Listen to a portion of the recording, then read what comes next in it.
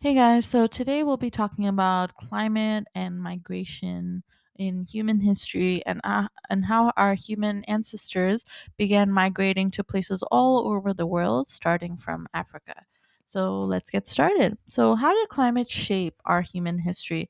Well, climate changes influenced our evolution throughout time, and it helped us adapt to different environments. In other words, we started evolving with the environment and changing with the environment. So, in the past, we used to have lots of forests where we lived in Africa, and over time, those forests turned into large grasslands or savannas. So, all of a sudden, we have lots of open space, we have lots of grass, and we had to adapt to that new environment. Our ancestors were more adapted to living in the forest. We had longer fingers that were able to hang from trees and grab things from trees. But now we needed new traits to be able to survive in this new environment. And this actually triggered our migration to different parts of the world to be able to find food and shelter.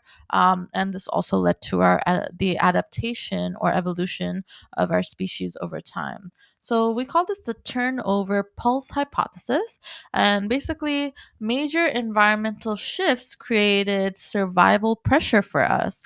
And because not everybody was able to survive this new environment of grasslands, a lot of our ancestors did die.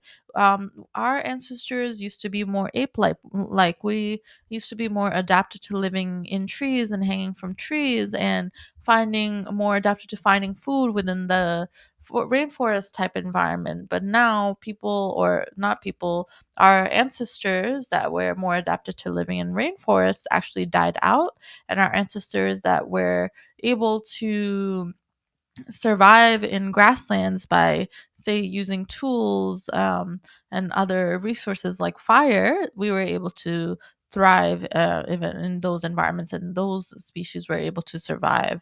So that means some hominids adapted and others died out, just like survival of the fittest. So around that time, we were experiencing ice ages as well. So meaning a lot of the water in the world, it was really cold, so a lot of the water was turning into glaciers or large chunks of ice, and this meant that most of the liquid water in our oceans was turning into ice, and that lowered the sea level within the world in different on a lot of parts of the world. And that means if the sea level dropped, new land was being exposed. So this created land bridges between continents, and it enabled us to move to areas like the Americas or even Australia because the sea levels were so low. So once again, we are working with our environment because of the state of our environment back then.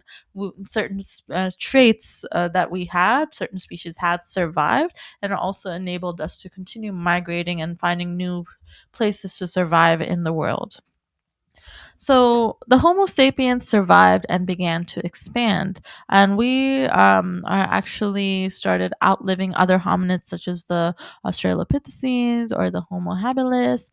And because as we evolved, we actually had larger brains. We learned how to use tools, and we were just more adapted to these new environments because of those strategies that we had. We were also really good at cooperating with other individuals around this time as well. So, because of those traits, we were the only species, the Homo sapiens were the only species to reach every continent, as you can see, except for Antarctica. Our ancestors, like the Homo neanderthalensis and Homo erectus, also spread to different regions of the world, but not as far as the Homo sapiens did. So, why did migration matter?